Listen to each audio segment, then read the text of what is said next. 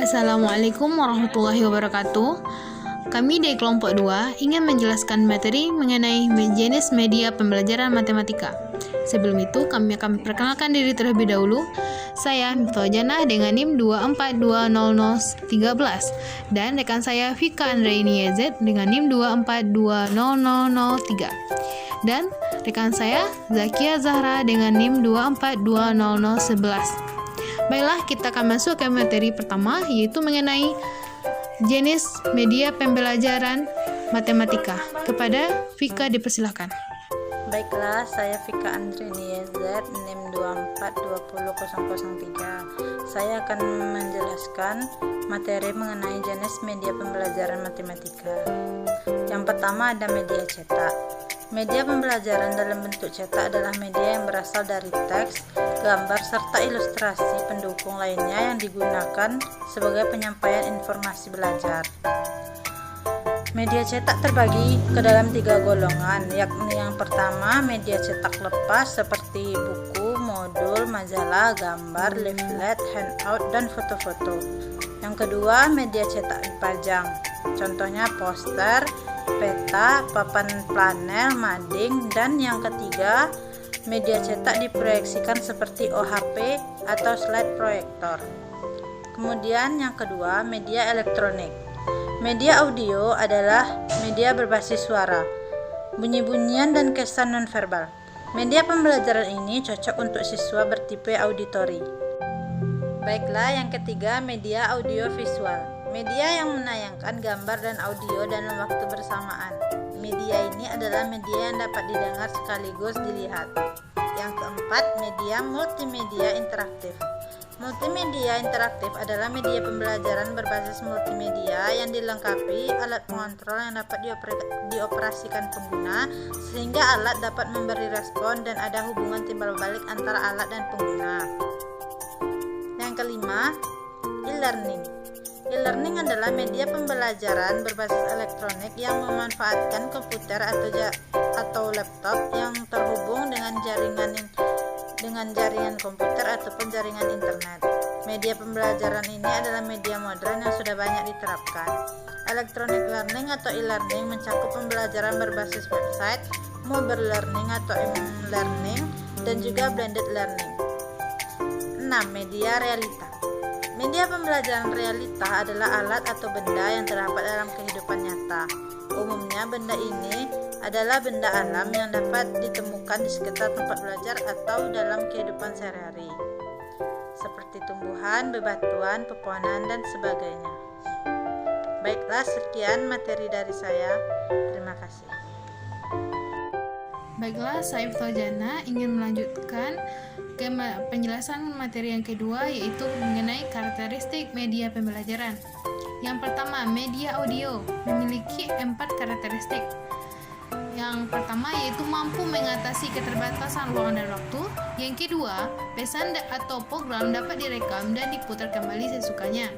Yang ketiga, dapat mengembangkan daya imajinasi dan merangsang partisipasi aktif pendengarnya. Yang keempat, dapat mengatasi masalah kekurangan guru. Yang kelima, sifat komunikasinya hanya satu arah. Yang terakhir, sangat sesuai untuk pengajaran musik dan bahasa. Media visual memiliki 6 karakteristik. Yang pertama, visual dapat diamati berdasarkan ruang. Yang kedua, visual juga menampilkan komunikasi satu arah dan reseptif. Yang ketiga, media visual juga berorientasi pada siswa. Yang keempat, visual juga ditampilkan statis. Yang kelima, informasi dapat ditata ulang dan diatur oleh pemakai. Yang keenam, persepsi visual digunakan sebagai acuan dalam prinsip-prinsip kebahasaan media berbasis teks. 3. Media audiovisual memiliki 6 karakteristik. Yang pertama, bersifat linear. Yang kedua, menyajikan visual yang dinamis. Yang ketiga, digunakan dengan cara yang telah ditetapkan sebelumnya oleh perancang. Yang keempat, merupakan representasi fisik dari gagasan real atau gagasan abstrak. Yang kelima, dikembangkan menurut prinsip psikologi, behaviorisme, dan kognitif. Yang keenam, berorientasi kepada guru dengan tingkat pelibatan interaktif murid yang rendah. Materi keempat mengenai media, permainan, dan simulasi. Memiliki 6 karakteristik. Yang pertama, melibatkan pelajar secara aktif dalam proses belajar. Yang kedua, peran pelajar tidak terlalu kelihatan, tetapi yang menonjol adalah aktivitas interaksi antar pelajar. Yang ketiga, memberikan umpan balik langsung.